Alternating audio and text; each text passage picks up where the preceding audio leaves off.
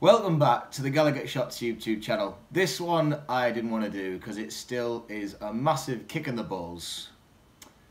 But player ratings for Newcastle's 1-0 loss at home against Crystal Palace. The 6 games in a row, it was needing to come to an end, I guess. We are Newcastle, we are not Man City. And yeah, good performance, which is why this is going to be quite tough to go over. However, we will start with Martin Dubravka. He was hardly ever tested. Crystal Palace really didn't get that many shots away, despite how good they look going forward. Really quick build-up, but when it came to Dubravka, I think they were dealt with. It was a shame that the penalty was conceded. It's obviously not his fault, and when you're going up against a man who scored, what, like 10 penalties in a row, you know, form is against you, so never mind. Did he go the right way? I think he went the wrong way anyway, but, you know, it can't be too hard on Dubravka for that. He dealt with anything else. 8 for Dubravka in this game. He was a solid performer, which he always is. Yedlin, on the other hand, oh my lord, I've actually covered him up because he's Mr. April on the Newcastle calendar, and I've put on, well, Mr. 2019 for all I care, and 2020, and every year after that, Fabian Schär. We'll get onto him. Yedlin, as far as I was concerned, was...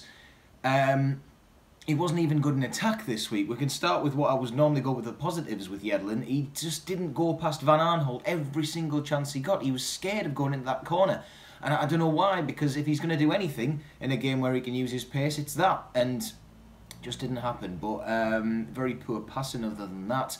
Wasted balls, and of course the moment which lost us the game, the unnecessary tackle on Zaha in the box. Just don't do it. Yedlin, really crap performance. 4 for him. Lejeune, who is obviously the headline of the week with his injury, I think he started off with a few of those weighted balls similar to Arsenal, which were going just way too far ahead of Perez, Rondon. A few which reached Almiron, where Almiron was actually running to get to it and succeeded, but really those balls from the back that Lejeune was playing weren't good enough for the attack. Otherwise, I think he was quite astute. He was dealing with a lot of the Crystal Palace threats when it came to like Batshuayi, pushing them out wide. And they were dangerous, Crystal Palace, so it was just as well we had him there. Horrible that he's injured, real shame, but he knew it as soon as he went over with the whole, you know, that. And he was replaced by Dummett, who came on, who didn't do a bad job. I think 7s each for both of them, Lejeune and Dummett. Dummett seemed to do all right. He didn't have a long on the pitch, but, you know, everyone likes a 7 for Dummett. Lejeune, the same. We're not going to see him for the rest of the season. We know that now. If it was me, I would stick probably Schär where Yedlin is. Stick Dummett in the back. You've got the cells. You could even put Clark in there. And then Richie, but you know, we'll see what happens. It's going to be tough now because Lejeune obviously improves the performances of a few others. Schär, he was similar to Lejeune with his weighted balls. There was a few which were a bit better, and I think he did look quite solid at the back. Obviously, he did that little tackle just to send Zaha tumbling before Yedlin went in with the final blow, which was a little bit careless, if you ask me. But otherwise, decent leading from the back. I think Schär is something that was missing from the Arsenal game, and he did that thing where he worked into the box again. Crystal Palace, tough team to break down, but Schär was finding routes through like he normally does just before he gets to the penalty box. 7 for him as well. I think it wasn't a bad game for our defenders. Lascelles, the same. He held well in the middle of the park, and in the middle of the back at least. He improved on his Arsenal performance. That was a dreadful game from him, and I think having Lejeune and Schär either side of him, it always does provide a little bit of improvement on his game, which is a shame when you think the fact that Lejeune's going to be out now. So we'll see what happens with him going forward with Lascelles. But again, 7 for him. Richie as well. He was good. He tried to push the keeper into a few decent saves. He was trying his hardest to get balls into Rondon. Not all of them worked. Not all of his crosses were great. Some of his set plays weren't great either. We had a lot of free kicks which were wasted. And I did see Richie pass to Almiron, so putting that myth to bed. Yeah, there was a few where he maybe should have passed, but he was linking up with him. So this idea that Richie doesn't like Almiron, it's something being made up, really. He did try hard in this game, I'll give him that, but it just wasn't to be. There was a little bit of passion there that we needed a bit more of from the rest of the team. For Richie, I'll give him an 8 because he really did try like he normally does, and he got a full game. Didn't look too disappointed when he came off either. Atsu came on, but it was too late to try anything. But I'll give him his due. He was trying to work his way in. Key, right? Well, I was positive before the game when he started, but he just looked really slow to reach Crystal Palace again. Yes, they're a very fast team, quick moving when you've got that attack that they've got, but late challenges and losing the ball and just not being able to do much with it. There was a slight improvement on some things, and yes, I think that he's in other games against different teams he might be able to do that and succeed like he was at the start of the season. But yeah, for Key, a 6. It wasn't a great game. Shelby came on and obviously had to try and do something, which he really tried to do. He looked bright. There was that initial bit where he went straight, got the ball from the throw-in.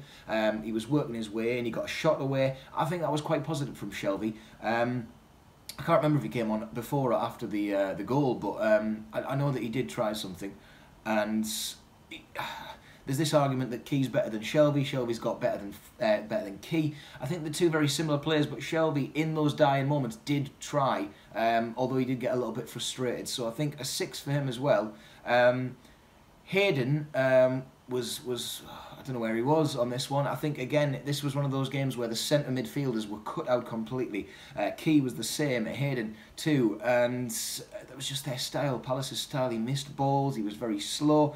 It was just a quiet one for Hayden, so I can't really say that he did much. He did a few bits and bobs, but it wasn't like a one where you thought, get in, he's going to have a go at it. There was a few challenges, I think, where things were sliding in and the crowd were getting worked up, but 6 for Hayden for that one. Almiron had a good game. I think this was an improvement where he was allowed into the game a lot more, and he really worked on that counter style, that fast-paced movement when we were finally starting to pick it up in the first half.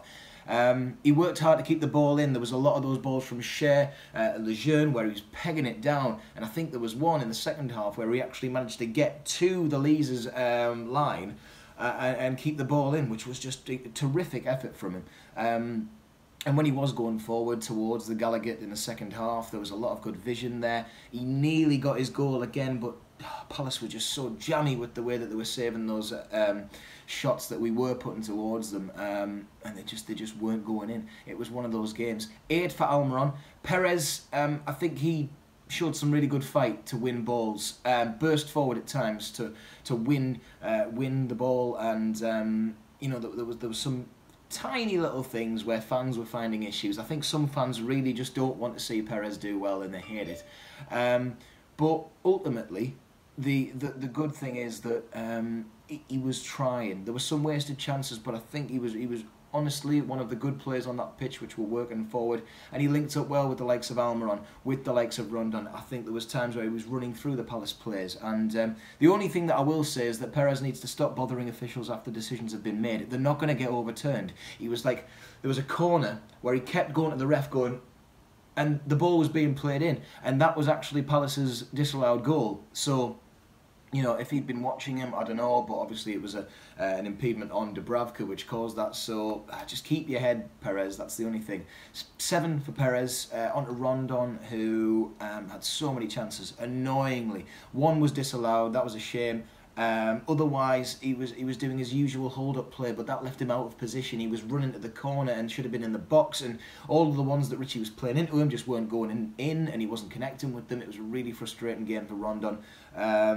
And it was unlucky. The free kicks that he took as well, it was like, mate, just don't take any more. And you could see that the first one he missed, they were just kind of like, Rondon, just go over there, will you?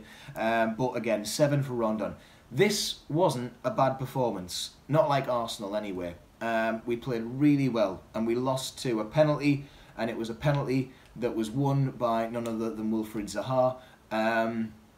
Palace are another team fighting for survival. They are better than us, but we were much better than them on the day. But two very similar teams, I would say. We were good going forward, and when it came to defence, we were breaking through, but they just had something that was stopping us getting a goal, and they weren't going to score themselves either. It was a penalty that won it. Real shame, real shame.